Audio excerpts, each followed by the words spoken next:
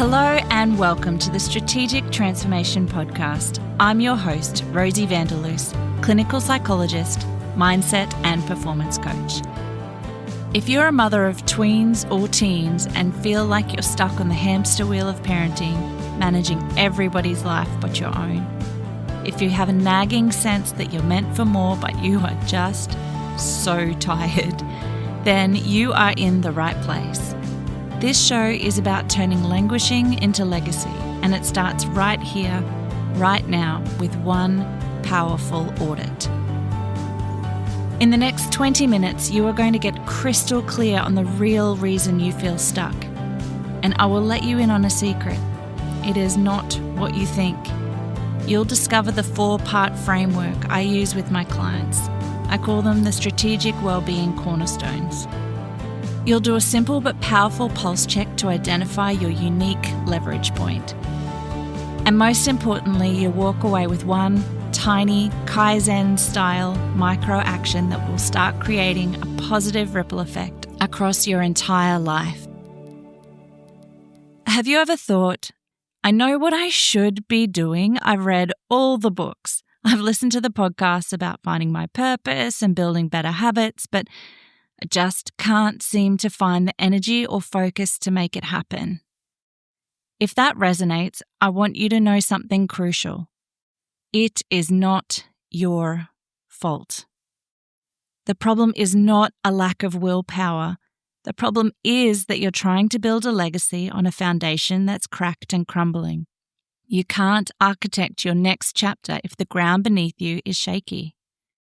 For many of us mums, we often treat our own well-being as the first thing to sacrifice when life gets busy, or the last item on a very long to-do list. We pour all our energy into our families, our work, our lists, and our own tank hits empty. That state of languishing, that feeling of being stuck as a mum, that is what it feels like when your foundational well-being is depleted. So today we are not talking affirmations, scented candles, or bubble baths. We are talking about strategic well-being. This is the non-negotiable operating system for a high-performing, purpose-filled life. I want to introduce you to a simple but powerful framework I use with my clients, the Strategic Wellbeing Cornerstones. Think of these as the 4 cornerstones of a building. If one is weak or misaligned, the entire structure is unstable. You can't build a meaningful, beautiful life on a shaky foundation. Let's break them down quickly. The physical cornerstone. This is your fundamental health. It's sleep, nutrition, and movement. It's the literal energy your body produces to get through the day. The mental cornerstone. This is your cognitive and emotional capacity. It's your mindset, your stress levels, your self-talk, and your ability to manage your emotions. The social cornerstone. This is your relational network. It's your sense of connection, your relationships, your community, and the boundaries you have or don't have in place. The purpose cornerstone. This is your directional compass. It's your sense of meaning, your growth, your passion projects, and feeling like you're moving towards something. Now, you might be listening to this and thinking, okay, 4 cornerstones, got it, but Rosie, I've been pushing through for years. Why is this falling apart now? It's a brilliant question. And again, the answer is not a lack of willpower. It's actually a matter of your hardware, your nervous system. Let me put my psychologist hat on for a minute. When you're in that constant state of managing, juggling, and anticipating everybody's needs, your body is in what we call a chronic low-grade threat state. It's like you're the chief everything officer, and your brain's security system is stuck on the yellow alert. This isn't just a metaphor, it has real physiological consequences. It can mess with your sleep, your digestion, can make you feel fuzzy-headed and irritable. This is why just trying harder or pushing through doesn't work. You're trying to use the most evolved, strategic part of your brain, the prefrontal cortex, the one that plans and dreams and builds legacies, but it's constantly hijacked by a deeper, more primitive part of the brain that's just trying to survive the next crisis. So this audit we're about to do, it isn't a soft self-care exercise. Think of it as a hard reset for your nervous system. By identifying and strategically strengthening your weakest cornerstone, you are not just ticking a box. You are sending a direct signal of safety to your entire body. You're moving from a state of threat and reactivity to a state of safety and connection. And from that place of safety, that's where the magic happens. That's where your creativity sparks, your patience expands, and your vision clears. You finally access the energy not to just dream, but to focus and build. Now, if I had to guess which of these cornerstones is whispering or maybe shouting, for most of us, I'd put my money on the mental cornerstone. The world inside our heads can be very busy and sometimes a really critical place. As a psychologist, I see this all the time. We are often running on a loop of mental chatter that isn't exactly supportive. You're likely familiar with your own inner critic, the voice that questions your decisions, tells you you're not doing enough, or compares you to every other mum you see. This isn't a personal failing, it's actually a feature of your brain, something we call the negativity bias. Pioneering psychologists like Dr. Martin Seligman helped us understand that our brains are literally wired to scan for threats and problems. It's a brilliant survival mechanism that kept our ancestors safe from predators. But today, that same wiring isn't concerned about saber-toothed tigers. It has us hyper-focused on a critical email, a messy kitchen, a perceived slight, while overlooking all the things that are actually going well. This bias is a primary driver of that languishing feeling. It narrows our focus to what's wrong, keeping us stuck on the hamster wheel of problem-solving future problems, replaying our bloopers reels or what we feel were epic fails in the past, and blinds us to the present moment, where our bloopers are in the past and our potential future problems have not even happened yet. So when we work on the mental cornerstone, we're not trying to create some impossibly positive Pollyanna mindset. We're doing something much more powerful. We're consciously retraining our brain's attention. We're weakening the hold of that negativity bias and building new neural pathways. That's the neuroplasticity piece, towards curiosity, self-compassion, and a more balanced perspective. We used to think our brains were fixed and stuck the way they are, but research into neuroplasticity shows that we can retrain our brains. This is the mental shift that allows you to see the other cornerstones clearly. So as we move into the pulse check, I want you to listen to that mental chatter, not just as the absolute truth, but as data. Just notice it. Zero judgment. So let's do a quick, gentle pulse check. Grab a pen and paper if you can. If you're driving or if you can't, that's fine. Just keep this in your mind. So draw a rough circle and divide it into 4 quadrants. And on a scale of 1 to 10, with 1 being completely depleted and 10 being optimally strong and supportive, where would you rate each of your cornerstones right now? So, the physical cornerstone. How is your energy, your sleep, your physical strength and fitness, your appetite, your nutrition? Have you been to the doctor in the last 12 months and had a checkup? And just notice, without judgment, how the state of this cornerstone impacts your patience at the end of the day or your ability to think clearly. The mental cornerstone. How is your inner world? Is your mindset helping you or hindering you? Is your inner voice one of compassion or more of an inner critic?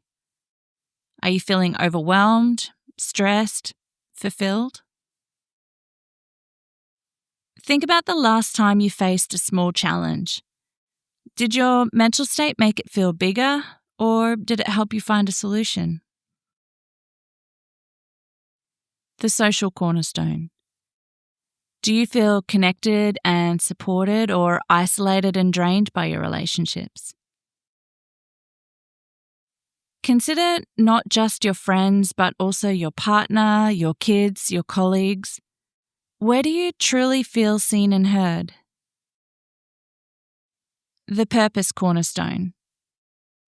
Do you feel like you're growing and moving towards something meaningful, what truly matters to you, or are you feeling stagnant and lost in the weeds? This isn't about a huge life purpose, by the way. It could be as simple as, do I feel like I grew as a person this week, or did I just get through the to-do list? Now, here's the crucial part. Look at those 4 numbers. Which cornerstone, if you were to strengthen it just a little bit, would have the most positive ripple effect on all the others? For example, if you boost your physical cornerstone by getting 30 more minutes of sleep, does that give you more patience with your kids? Social cornerstone. More mental clarity? The mental cornerstone. And more energy to work on your passion project? The purpose cornerstone. Or if you were to focus on your mental cornerstone by challenging an unhelpful mindset, does that lower your stress and improve your sleep, which is physical, and give you the mental space and courage to reach out to a friend that you haven't seen in a while? This is the power of a strategic approach. We are not trying to fix everything at once. We're finding the highest leverage point, our biggest return on investment. Before we go further, I want to pause and speak directly to the high achiever in you, the part that might be seeing a low score on one of these cornerstones and, on some level, feel a sense of failure. Please let that go. This is not a report card, this is a map. A low number isn't a mark against you, it's the most valuable data point you have.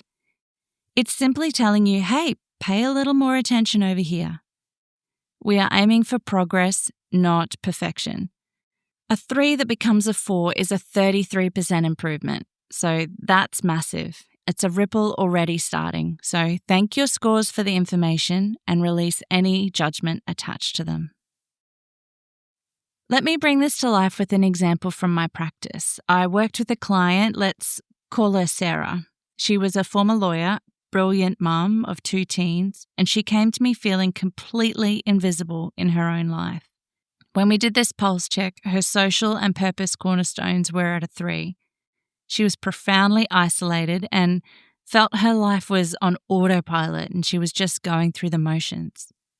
Her one micro action was to send 1 text to a friend every Monday morning, just 1, and it almost felt too small, but that tiny action started a ripple effect. 1 text led to a coffee, which led to her joining a book club, and in that book club, she connected with a woman who was starting a local community garden. Sarah had always loved gardening, and she started volunteering. For the first time in years, she felt a spark of purpose. That 1 text focused on her social cornerstone, but it ended up reigniting her purpose cornerstone as well. It started a chain reaction that helped her begin architecting a next chapter that felt truly her own.